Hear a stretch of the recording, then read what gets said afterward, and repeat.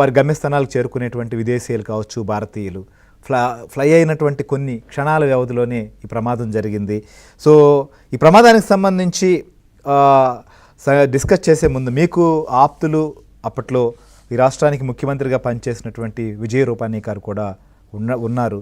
So ఆ information కూడా మా దగ్గర ఉంది. అందుకే ఈ డిబేట్లో కూడా మిమ్మల్ని ఇన్వైట్ చేయడం జరిగింది. సీఎం రమేష్ గారు, ఏంటి అసలు ఈ ప్రమాదానికి సంబంధించి మీ రియాక్షన్ ఏంటి? మొట్టమొదటిగా ఈ సంఘటన చాలా బాధ కలిగిస్తుంది. ప్రయాణికులు చాలా మంది. రైట్ రమేష్ గారు, మీ ఆడియో కొంత డిస్టర్బెన్స్. ముఖ్యమంత్రిగా ఉన్నప్పుడైతే నేను ఆయన 2-3 సార్లు కలవడం జరిగింది. పార్టీలో యాక్టివిటీలో కూడా కలవడం జరిగింది. ఇప్పుడు ఇన్ఛార్జ్ ఆయన కూడా వాళ్ళ కూతురు, వాళ్ళ డాక్టర్ అక్కడ లండన్లో చదువుతుంటే డాక్టర్ దగ్గరికి వెళ్తున్నాడు. ఆయన కూడా ఇప్పుడు ఫ్లైట్ లో ప్రయాణిస్తున్నాడు.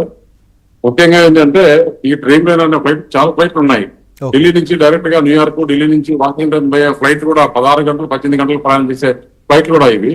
ఈ గత 20 సంవత్సరాలుగా ఎప్పుడు కూడా ఇలాంటి సంఘటన చోటు చేసుకోలేదు. ఈరోజు చాలా దురదృష్టకరం. మనకు ఎందుకు ఇలా జరిగిందో ఎంక్వైరీలో తేలుతుంది. కాకపోతే మీరు చెప్పినట్లు ఒక ప్యాసింజర్ నిజంగా బతికి బయటపడ్డారంటే ఇంతమందిలో నిజంగా అతను మృత్యుంజయుడు. మిగతా వాళ్ళందరికీ కూడా కుటుంబాలకు మనం ఏం చేయాలని ప్రభుత్వం ఆలోచన చేస్తుంది. జరగడానికి సంఘటన జరిగింది. ఇంతవరకు ఎక్కడే కానీ ఇంత పెద్ద ఘటన జరగలేదు. 20 సంవత్సరాలు అయిపోయింది. మనకి అప్పుడు మ్యాంగ్లూరులో కూడా జరిగింది, కనిష్క చూసాం. కానీ ఇంత పెద్ద ఘటన, ఇంత పెద్ద బోయింగ్ మంచి ఫ్లైట్లు బాగా తిరిగి, ఎప్పుడో డ్రీమ్ లైనర్ ఎన్నో సంవత్సరాల నుంచి డైరెక్ట్ ఢిల్లీ నుంచి న్యూయార్క్ కూడా వెళ్తుంది, ఢిల్లీ నుంచి వాషింగ్టన్ వెళ్తుంది. ఇటువంటి ఫ్లైట్ కావడం కూడా ఇది కొత్త ఫ్లైట్. అందులో ఎందుకైందో, మొత్తం ఎందుకు పవర్ బ్రేక్ అయిందో కూడా ఎంక్వైరీలో తేలుతుంది.